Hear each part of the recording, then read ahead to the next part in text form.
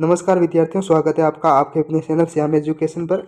विद्यार्थियों, आपका जो गणित विषय का पेपर आ चुका है कक्षा 9 का, बहुत ज़्यादा इंपॉर्टेंट है। आपके रियल पेपर है। बिल्कुल विद्यार्थियों, आपका पेपर आ चुका है। किस तरीके से आपको प्रश्न पूछे जाएंगे वो बता रहा हूँ। सारे क्वेश्चन जो प्रश्न है मैं आपको बता दूंगा और उसके आंसर भी बता दूंगा। बस आपसे रिक्वेस्ट है कि वीडियो पूरा देखिए, तब आपको पता चल जाएगा किस तरीके से आपके प्रश्न आने वाले हैं। जिसका भी पेपर होने वाला है विद्यार्थियों, उनके लिए ये बहुत ज़्यादा रामबाण साबित होगा।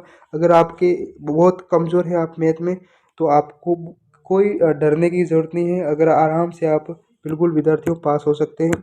सभी प्रश्नों के मैं उत्तर भी बताने वाला हूँ। आपका पेपर बिल्कुल हूबहू देखने को मिलेगा। देखिएगा, सबसे पहले मैं सभी के आंसर बता रहा हूँ। देखिएगा, बिल्कुल हूबहू देख सकते हैं, एकदम रियल है। ठीक है, अब देखो, मैंने काफ़ी ज़्यादा क्वेश्चन है वो सॉल्यूशन करवा दिए हैं और अब बता रहा हूँ आपको।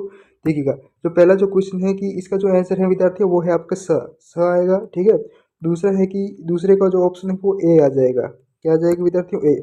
और तीसरे का है वो विद्यार्थियों इसका ऑप्शन ब रहेगा कि ठीक है, चौथे का जो आपका ऑप्शन का सही उत्तर रहेगा वो आपके द रहेगा। पांचवें में आपका स रह जाएगा। आप प्रश्नों को जरूर पढ़िएगा, प्रश्न क्या पूछ रहे हैं। बिल्कुल मैं सिर्फ सीधे आंसर ही बता रहा हूँ ताकि जो आपका वेस्ट समय है वो वेस्ट ना हो, क्योंकि आपका जो पेपर है बिल्कुल देख सकते हैं। अगर आपकी तैयारी बिल्कुल कम है तो आप निश्चिंत रहिए। अगर आप इस पेपर को भी तैयार करके जाते हैं ना, तो आपका स्कोर बहुत अच्छा रहेगा। ठीक है, चैनल पर नए तो विद्यार्थी चैनल को जरूर सब्सक्राइब करिएगा। और अगला अगला जो क्वेश्चन है आपके जो सट्टा है उसका जो ऑप्शन है वो ब सही रहेगा। ठीक है, सातवां है कि आपका जो इसका जो आंसर है वो आपका द है 360 डिग्री।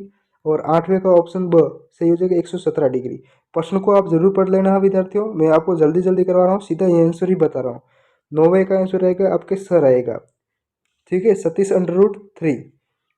और 10वें का जो आंसर रहेगा वो ऑप्शन अ रहेगा 22।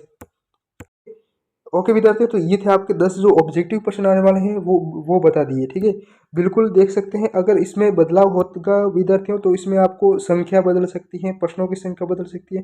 मतलब संख्या तो क्या बराबर रहेगी, लेकिन इसका जो प्रश्नों के जो आपके आंकड़े हैं वो बदल सकते हैं, लेकिन जो आप इसका पैटर्न है वो बिल्कुल सेम रहेगा। अगर आप इस पेपर को भी हल करते हैं तो आप निश्चिंत रहिए, बेफिक्र रहिए, बहुत बढ़िया तरीके से आप पास हो जाएंगे। ठीक है, उसके बाद आपको खाली जगह है। देखिएगा, कुछ प्रश्नों की बता रहा हूँ मैं आपको, आप अपनी किताब से पासबुक की सहायता ले सकते हैं। आप इसे तैयार जरूर करिएगा। ठीक है, देखिए ये पूरी खाली जगह में आपको 10% पूछे जाएंगे। कितने विद्यार्थियों? 10% पूछे जाएंगे।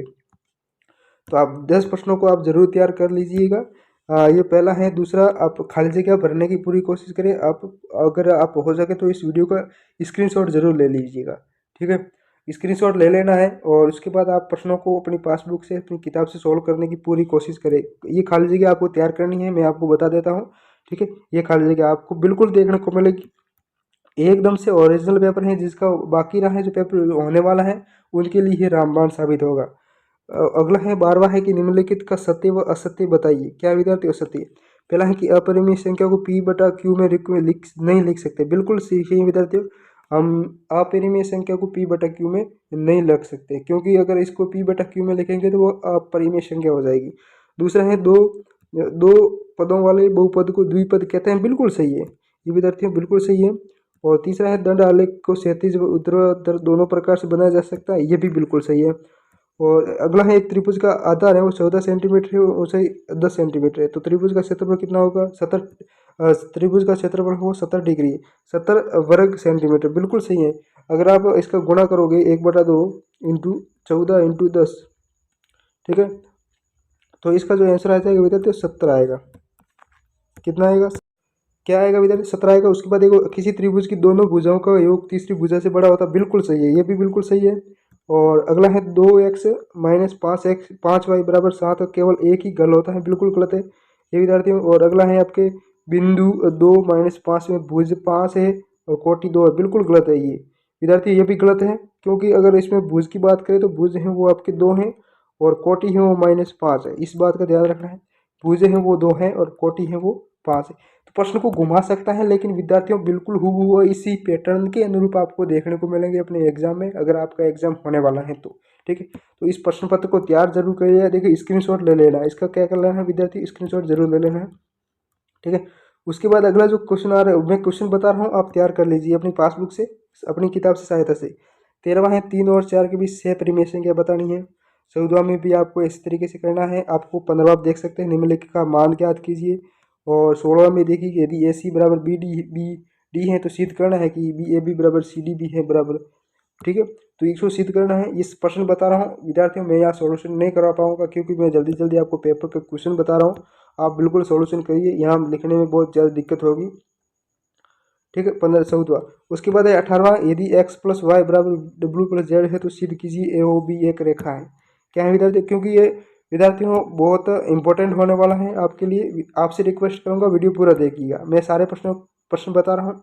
ठीक है, चैनल पर नए तो विद्यार्थियों चैनल को आप जरूर सब्सक्राइब करिएगा, टेलीग्राम चैनल को जरूर ज्वाइन करिए, लिंक डिस्क्रिप्शन में है। 19वां भी आप करना है। देखिए आप सारे क्वेश्चनों का स्क्रीनशॉट ले लीजिएगा। उसके बाद क्या करना है, अपनी रफ कॉपी में मिलान आपको हल करने हैं। ये सारे क्वेश्चन पेपर हैं विद्यार्थियों, हल करने हैं। अगर आप ऐसा करोगे तो अब निश्चित तौर पर आपका स्कोर है बढ़िया रहेगा एग्जाम में, अगर आपका पेपर होने वाला है। ठीक है, क्योंकि ये प्रश्न पूछे जाएंगे, बिल्कुल देख लेना विद्यार्थियों, इसी अनुरूप पूछे जाएंगे। और 20वां भी आपको इस तरीके से 20वां भी देख सकते हैं, 21वां, 22वां और 23वां। ठीक है, 23वां में देखिएगा, दो रेखाओं से बने तल के प्रत्येक भाग के नाम बताने हैं।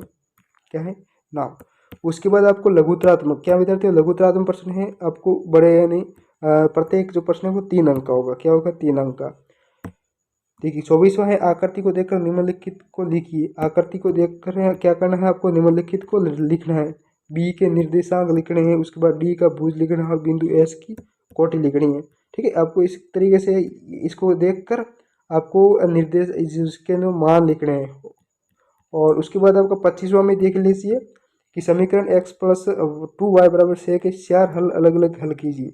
ये 4 अलग अलग हल कर रहे हैं। 26वां में देखिए एक त्रिभुज की भुजाओं का अनुपात है वो 12:17:25 है। और इसका जो परिमाप है 540 सेंटीमीटर। तो इस त्रिभुज का जो क्षेत्रफल आपको ज्ञात करना है।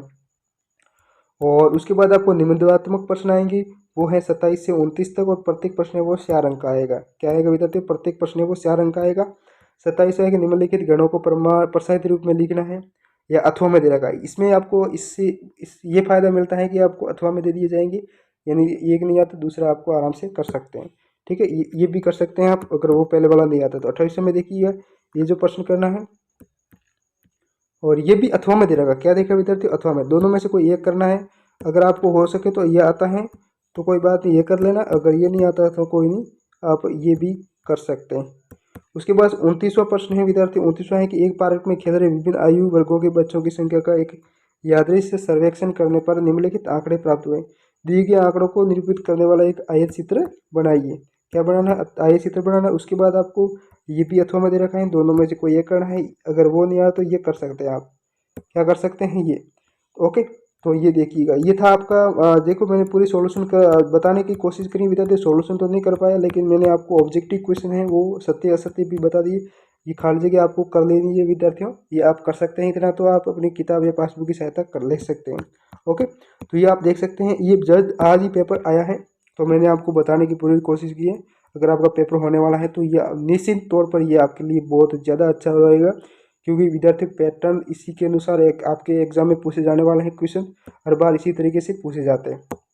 ठीक है, वैसे आपसे रिक्वेस्ट है कि अगर वीडियो आपने पूरा देखा है तो बहुत अच्छी तरीके से आपका स्कोर बनेगा। चैनल पर नहीं तो विद्यार्थी चैनल को आप जरूर सब्सक्राइब करिएगा, आगे भी और सब्जेक्ट का पेपर मैं आपको बता दूंगा। आप जुड़े रहिए हमारे इस चैनल से। ओके, मिलते हैं अगले वीडियो में, तब तक बने रहिए। धन्यवाद, जय हिंद, जय भारत।